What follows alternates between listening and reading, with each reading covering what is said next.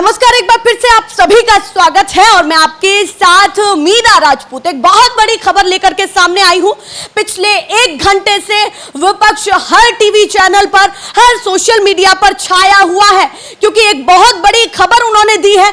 आज जो पटना में उनकी महाबैठक थी, कन्याकुमारी से कश्मीर तक के बड़े बड़े नेता, विपक्षी नेता इस पूरी महाबैठक में शामिल हुए हैं और एक बहुत बड़ा निर्णय लिया है कि पूरा विपक्ष या फिर ये 15 दल एकजुट होकर के अब चुनाव लड़ने वाले हैं। क्योंकि अभी तक बहुत सारी मीटिंग्स हुई, ये असमंजस की स्थिति बनी हुई थी कि विपक्ष 2024 को लेकर के क्या बड़ा करने वाला है, पर 2024 को लेकर के उन्होंने अपना ट्रेलर आउट कर दिया है। आप मेरे शब्दों पर गौर करें कि 2024 का विपक्ष ने ट्रेलर आउट कर दिया है, यानी कि बड़ी तैयारी के साथ एक बहुत बड़ा मैसेज दिया है कि हम साथ मिलकर लड़ने वाले हैं। ये खबर लगभग 1 घंटे से ट्विटर पर ट्रेंड कर रही है और लगातार जो समर्थक है विपक्षी विचारधारा से जुड़े हुए हैं उनके लिए ये बहुत बड़ी खबर निकल करके सामने आई है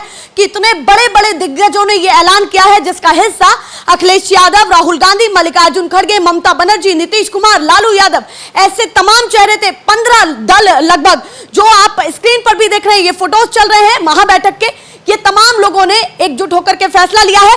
अब क्या कुछ इस बैठक के हर चेहरे ने कहा है विस्तार पूर्वक आपको बताते हैं, पर यह बहुत बड़ी खबर है। बीजेपी के लिए बहुत बड़ी टेंशन हो चुकी है कि पूरा विपक्ष एकजुट होकर के हुंकार भर रहा है।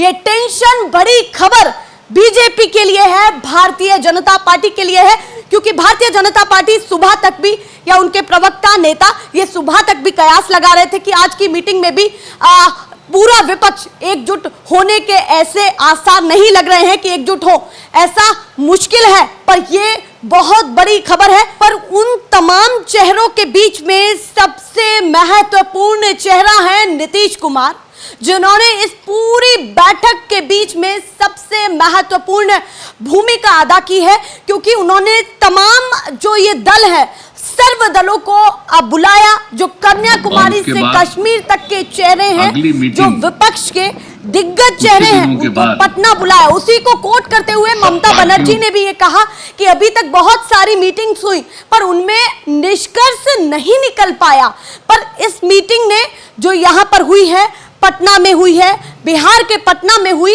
उसने कहीं ना कहीं बहुत सारी चीजों को रिजॉल्व किया है।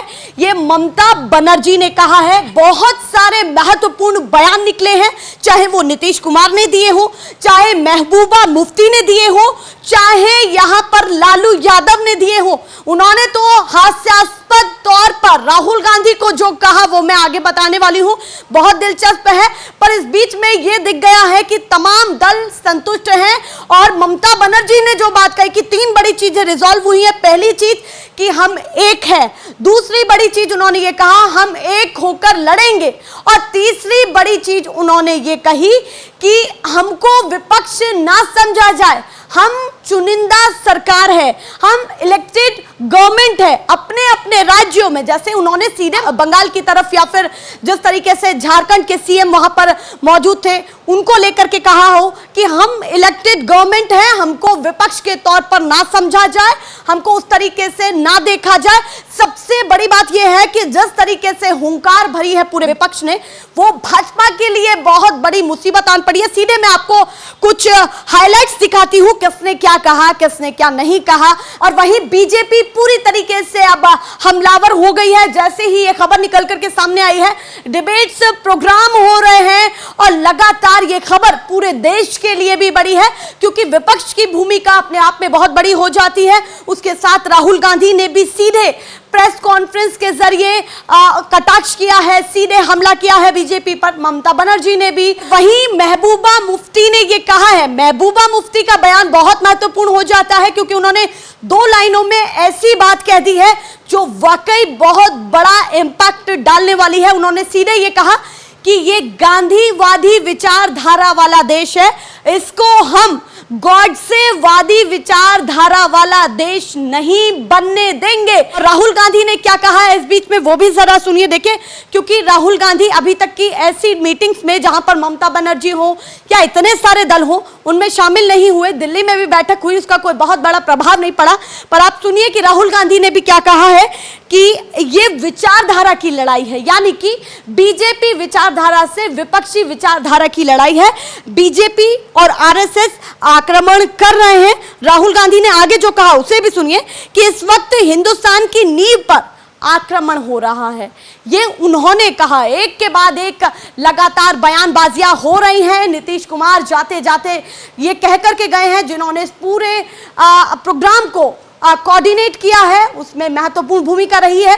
उन्होंने जाते जाते ये कहा है कि अब ये पूरी तरीके से स्पष्ट हो चुका है कि पूरा विपक्ष एक होकर के चुनाव लड़ने वाला है और साथ रह करके आगे की प्रक्रिया जारी रखने वाला है। इसके साथ मल्लिकार्जुन खड़गे ने यह कहा है कि 12 तारीख को या फिर लगभग 12 या 14 के बीच में एक और बैठक होने वाली है और चुनाव को लेकर के आगे की क्या रणनीति होने वाली है वो बड़ी तैयारी अब आगे की जाएगी, क्योंकि ये साफ तौर पर देखा गया है कि ट्रेलर तो आउट कर दिया है पूरे विपक्ष ने।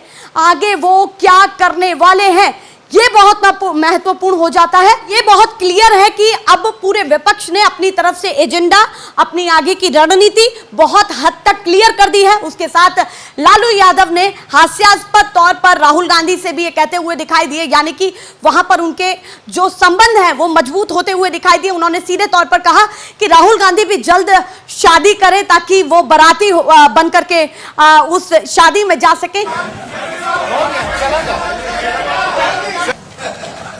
इसलिए नीतीश जी का भी राय है कि अब और छोटा छोटा करना चाहिए। बात तो हम लोग का सलाह माने नहीं दिया, नहीं किया, शादी कर लेना चाहिए था। और अभी भी समय गया, बीता नहीं है। शादी करिए और हम लोग बाराती चले और शादी करिए, बात मानिए।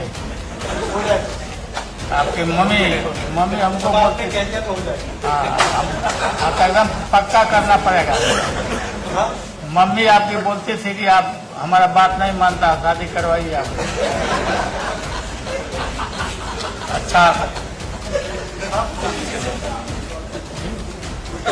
ये बातें ये आज की बैठक में निकली हैं और ये संबंध विपक्ष के निकले हैं। 15 दलों के ये संबंध आगे के बनते हुए दिखाई दिए। जो भी अपडेट इस मामले को लेकर के आगे होती रहेगी हम दिखाते रहेंगे, पर ये बहुत महत्वपूर्ण है कि पूरा विपक्ष एकजुट हो चुका है। अब क्या जो लोग इस खबर को देख रहे हैं वो क्या सोचते हैं, जल्दी से कमेंट सेक्शन में हमें बताएं ताकि आगे की अपडेट हम आपको लगातार देते रहें। फिलहाल के लिए नमस्कार।